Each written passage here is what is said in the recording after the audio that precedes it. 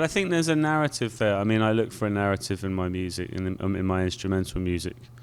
So I want to tell a story, and I think whether, you don't necessarily need the actual human voice narrating a story. You can find sounds, and you can find sort of structure or like arrangement. It works the same way in sort of like mediums like dance, like contemporary dance, or in sort of even like classical music. There's this idea that there's a story there that's not necessarily set in stone what it is. You can kind of interpret it in your own way.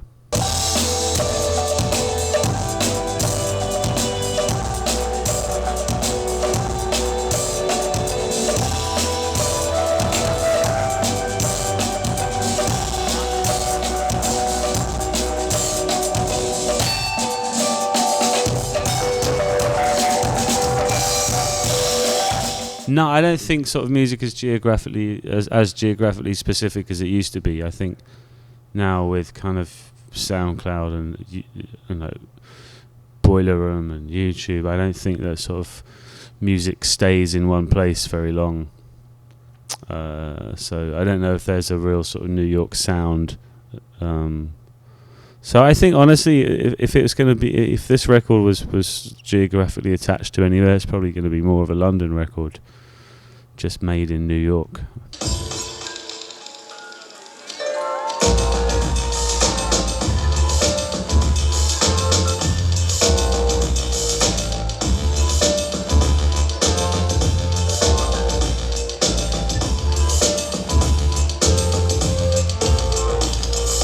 I mean, I think if you ask any beat producer who they like to collaborate with, most of them are going to say Bjork, right? So, I mean, honestly, like Badu was a big one. If you'd asked me that like 2 years ago, I'd have said Erykah Badu.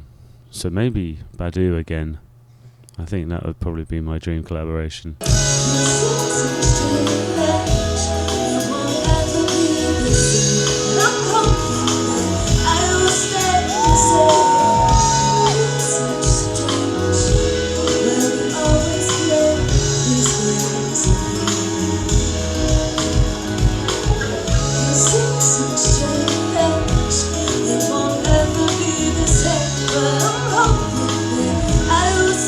People sort of come into my life at a certain point when I'm working on something, and to me, I don't want to get associated with one vocalist. I don't want it to become like this is, I don't want it to become like a band where there's this person and this person. So I like to kind of change it up because it keeps the music. I think it has the sense of keeping the music moving forward. And I think it goes with my idea of trying to sort of progress with each record into a different direction. So the voice and the vocalists will be different for each one.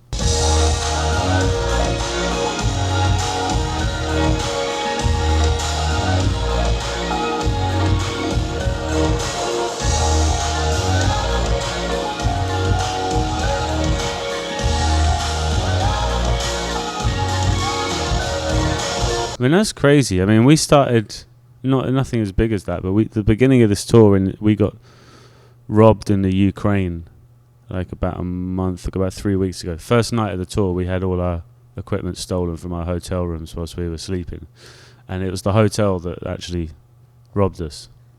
They came in and took all our stuff, and then like pretended that it wasn't still in the hotel, and they wouldn't call the police, and it was this crazy situation. So we were kind of just wearing the same clothes for like 4 days, and had to hire in all our gear. But yeah, I mean, it's. I think people are sort of like touring in places that especially like in parts of Europe. You're sort of going into like Siberia and kind of all these kind of further places that people wouldn't necessarily choose to go in. There's you wouldn't necessarily choose to go there unless you were doing a show. So you're kind of like you're coming into contact with cultures who haven't had the same viewpoint on the world as you. I don't know, man. It would have been fucking terrified, probably. I mean, it's mad what happened to them. So they take a break now. Right, I'm not surprised. I'd probably just go home and shut the door for a while, you know. I wouldn't want to like go out on the road again. Toronto, thank you guys so much for having us. You guys have been amazing. We'll see you next time. Thank you. Good night. So big shout out to Paul Basic, who's been with us for the last week. This is his last show tonight. Thank you. We'll see you soon. Good night.